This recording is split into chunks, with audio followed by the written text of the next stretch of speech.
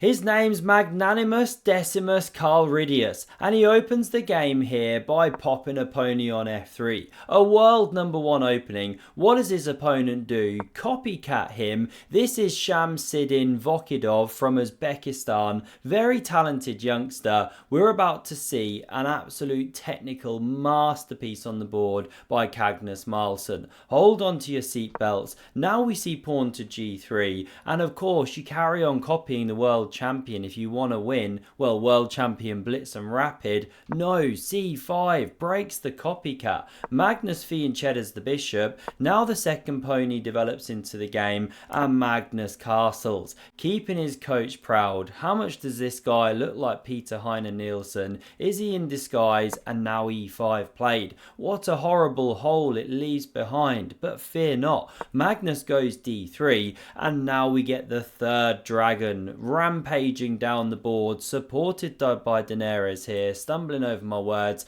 and there's no more hole on d6. What does Magnus do in response here? He picks up the pony and plays knight to a3. He's sidelining it like a very naughty boy. Doesn't he know he should go towards the centre? But hold on, he's got a plan. We see bishop e7 and e4. He's forcing his way through to the most explosive square. Now can't black just win a pawn? Maybe swap the queens, then win the pawn here? Well, no. This is a very common tactic in the King's Indian attack or defence. You open up the bishop here so that even though the knight's dropping, you're winning back your piece. And doing a kamikaze here, no good. White takes here. Tactics work out for white. So the pawn isn't loose. We see this move of castles. Both players very happy now. The kings are safe, and queen e2 played. Pressures e5, creates a mini threat, so black reacts by pushing p in the centre,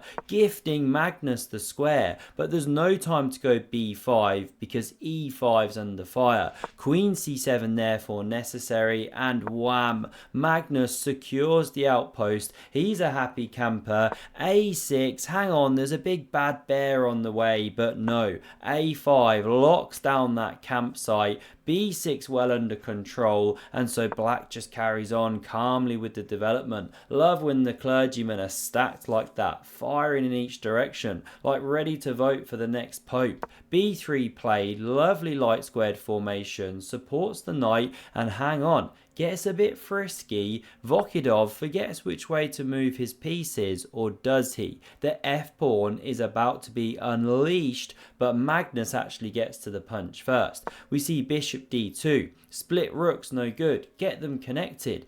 h6, because obviously you want to take control of g5 and i5 in another dimension board, and now anyone for a knight maneuver. Magnus on his way there, also forgetting which way the horses are supposed to go. This cannon centralizes, eyeballing the lady, very uncomfortable, but watch this. Does black get to the punch first? No. Magnus picks up the f-pawn and rams it down the board. And I find this really instructive. You should actually take here as the best move. Yes, now white can recapture like this with the pawn. That's best, by the way. If you go with the bishop, then black gets this huge blockade on e5, but after captures here, now you can play this pawn to f5, and okay, white can advance, but it's a better structure. Let's compare this to the game without captures inserted. f5 played in response. Fine, you set up this old rook square here, or is it a rook cube? It depends whether we think of it in 3 dimensions, right? But there's a problem. Magnus can now take, this is why it's given the miss. We've got the exclam for the only amazing move. Bishop recaptures, and this is the sneaky point. Because you never captured here and forced this, now you can go g4. Gary the debt collector banging down the door. The rent's due, and here comes Freddy. Excuse me. They're rolling down like space invaders here. The bishop's forced back. ABBA reunited here. You got the girls at the front, boys at the back. Very nice stuff. And mamma mia, the bishop centralizes. Cemento, big old bishop pawn seesaw. And yes, it's a bad bishop, but bad bishops defend good pawns. We now see knight b4, desperate for counterplay. If takes, pawn recaptures, open some stuff here. Can you achieve this and knight takes and stuff like that in case of en passant? That's what black's looking for. But Magnus goes queen g2, and there's a battery worthy of a Tesla minivan or whatever their latest massive car is. That's powerful. It's on b7, but I like this here from Vokhidov. He doesn't defend it with a rook kind of meekly. He goes knight f6, and he's looking for counterplay. You know, you take on b7, I take on g4, that kind of ninja stuff. Still good for white actually, but Magnus, a bit spooked,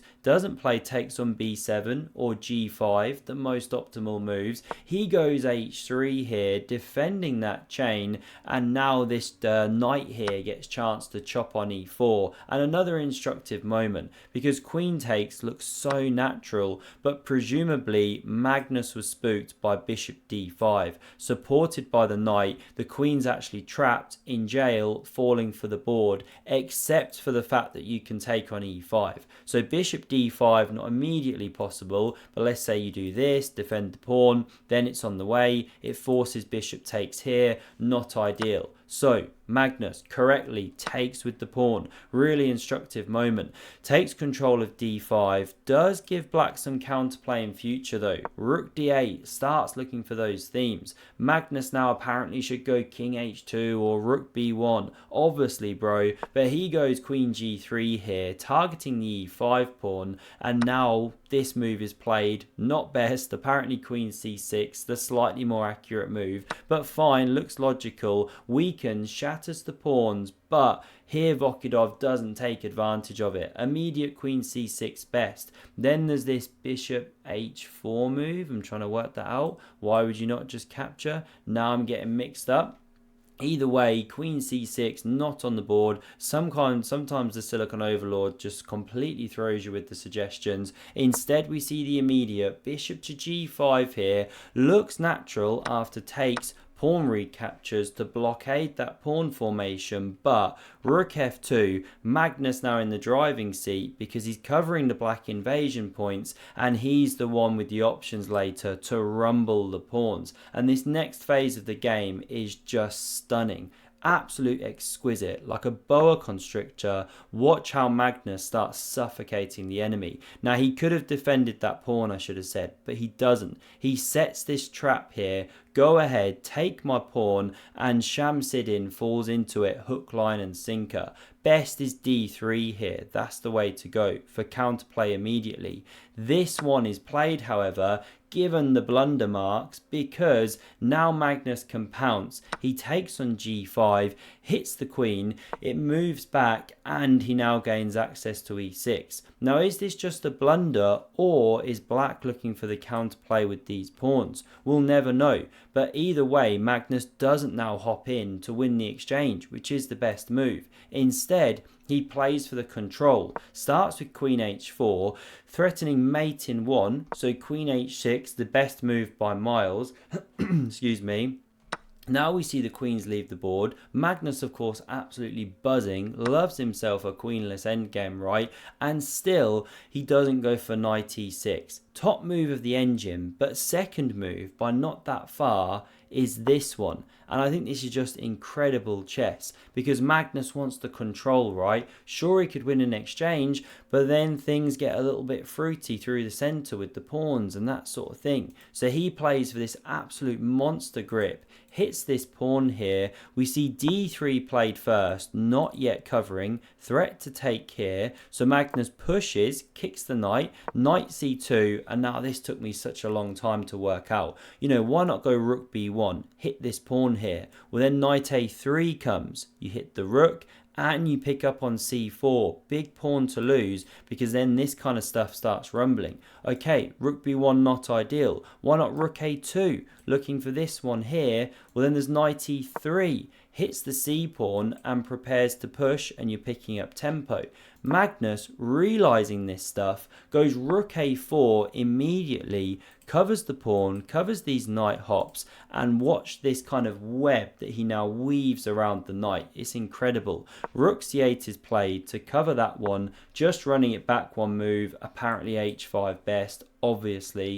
Rook c8 played, however, and now Magnus goes rook d2, hits the pawn, this one covers, and king f2. Look at that. The knight on c2 is boxed in, ensnared in Shelob's web. How are you going to get out here? You need the help of Sting. Now we get king f7, rook a2 from Magnus, just absolute patient maneuvering. Rook c6 back, and now h4 starts the squeeze. The pawns are running. 3-on-1 majority, incredible.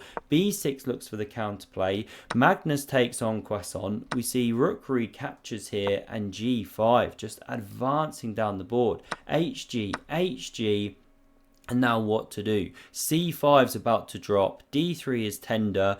What if you do this to try and hold it, and this one holds this? Well, then there's rook a5, for example. Intensify the pressure. What to do? If you defend a second time, this one drops. Incredible boa constrictor chess. So instead we see rook h8 looking for the play, but it means d3 drops. You get the check. Brilliant stuff. But king g3 hits the rook. Now it comes to e2, attacking, also still defending this one, which is in jail, but this is absolutely sublime. Magnus pushes the juicer. The best move of Stocktopus here is to sacrifice an entire cannon. That's when you know you're in a tricky spot. Not played, of course. The king sidesteps. Magnus now lands a second laser beam check, right? And some of the mating patterns are stunning. If you step up, bang, that is mate in one, using the power of the knight and pawns. So we see king g8 played, but now f6. What a move.